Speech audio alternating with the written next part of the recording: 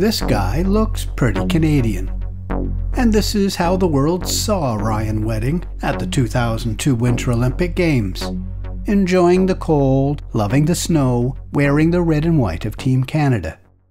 Flash forward to today though, and the clean-cut Olympic athlete is gone. Now accused of cutting an entirely different sort of powder and rolling in a different kind of snow. His astonishing downhill slide leaves him fingered by the US government as the top dog in a brutal billion-dollar drug syndicate that's protected by Mexico's notorious Sinaloa Cartel and free-riding contract killers who unleashed an avalanche of violence.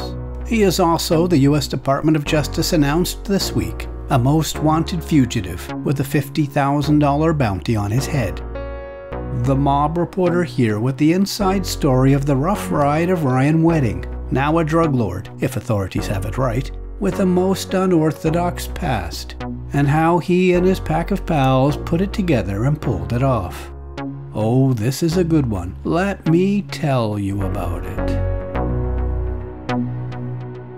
Here is what the US Department of Justice unveiled at a splashy news conference in Los Angeles on October 17, 2024, naming 16 men as the Ryan Wedding Syndicate.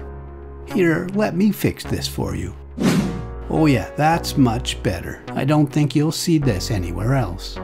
This is Ryan Wedding and his alleged right-hand man, and those accused in court of being his logistics teams, distributors, hitmen, and more. Now let's put this in context. Prosecutors say this syndicate was moving 60 tons of cocaine a year. That's 120,000 pounds, or almost 55,000 kilos. That's an astonishing average of 150 kilos a day. A veritable mountain of snow. The U.S. Attorney for the Central District of California said it was a billion-dollar enterprise, and that's certainly more than what an Olympian makes for being on a cereal box. The network was transnational. Wedding had moved to Mexico, where he allegedly arranged for cocaine from Colombia to be smuggled into the United States. There it was stored in stash houses around Los Angeles until truckers hauled it north to Canada. The man at the top of the mountain, authorities say, is the 43-year-old 6'3" Ryan Wedding. Wedding was born in Canada in Thunder Bay, a city that sure gets its share of snow. His grandparents ran a ski hill there, and that's likely where he fell in love with snowboarding. He then moved to Canada's west coast. Wedding had been a member of the Canadian national snowboard team since 1995, but the Winter Olympics in Salt Lake City in 2002 was the first time he made the Olympic team. He was stoked for it, but came a disappointing 24th out of 32 competitors in the men's parallel giant slalom.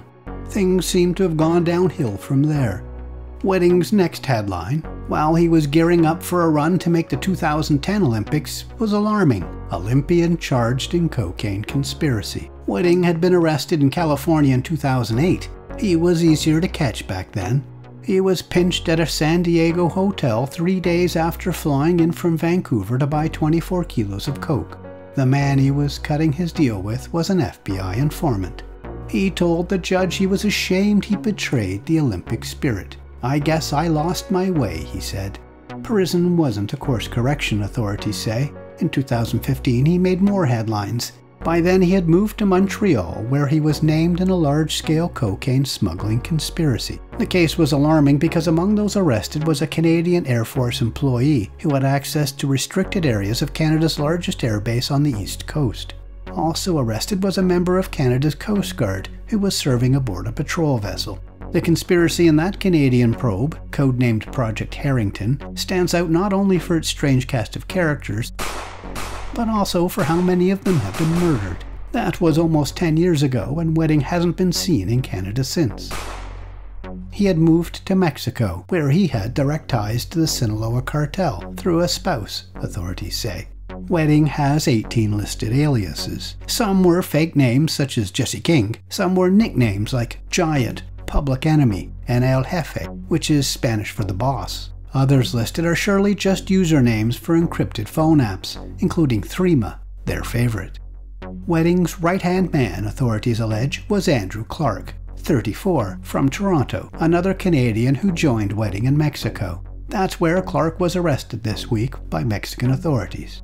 Clark has 17 aliases, including the Dictator and El Niño Problemático, Spanish for the problem child. Wedding and Clark, according to the indictment filed in court, directed the syndicate together. The pair also face charges for 4 murders and an attempted murder. He's accused of ordering hits over underworld rips. Prosecutors say it includes a high-profile shooting last year when a husband and wife were killed in their home outside Toronto, with their daughter a shock survivor, despite being shot 13 times. Authorities allege Wedding was behind it, ordering the attack in retaliation for a stolen drug shipment, but the gangsters got it all wrong and shot innocent people by mistake. Another hit came April 1st, an execution-style murder in Niagara Falls that was also big local news. U.S. prosecutors allege it was ordered by Clark and carried out by this guy, Malik Damian Cunningham, known by the nickname Mr. Perfect. He was arrested this week in Toronto. So I guess that's 4 funerals and a wedding. Now here is precisely how prosecutors allege the drug ring worked. Their transportation hub was run from Canada by Hardeep Rat, known as Diamond, and Gurpreet Singh, known as Farmer, both from Brampton, northwest of Toronto. Their stash houses in LA were run by these 3 guys. And these 3 allegedly shuttled between various stash houses, gathering together the specific loads when ordered by Wedding or Clark and passing them on to the next link in the chain.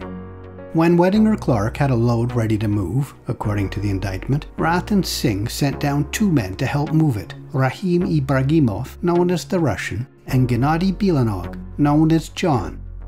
Among the truck drivers arriving from Canada was this pair.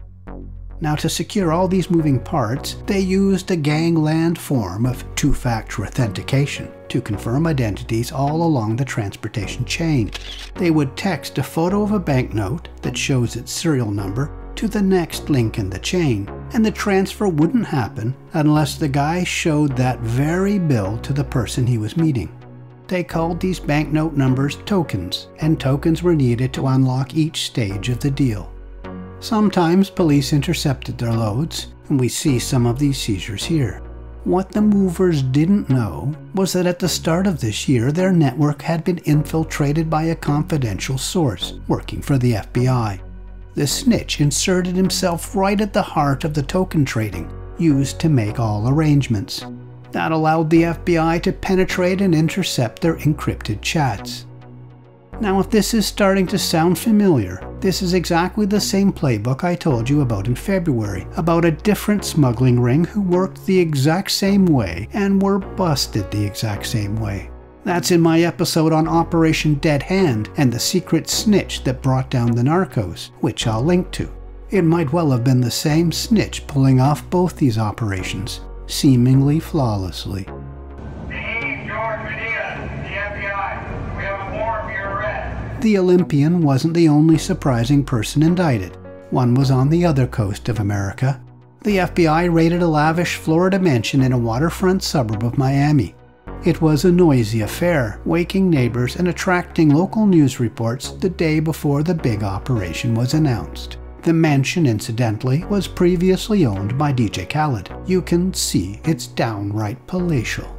At the mansion, the FBI was after another Canadian, one who has been living in Florida for years, a music producer named Nahim Jorge Bonilla, who also owns a popular South Beach restaurant.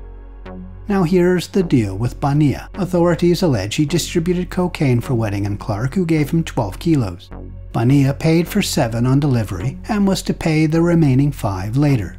When he was slow to pay, though, Wedding and Clark threatened to kill Bonilla's mother, the indictment says. Bonilla then sent a driver to Laval, Quebec, to swap 20 kilos of meth as payment for the last 3 kilos of cocaine he still owed.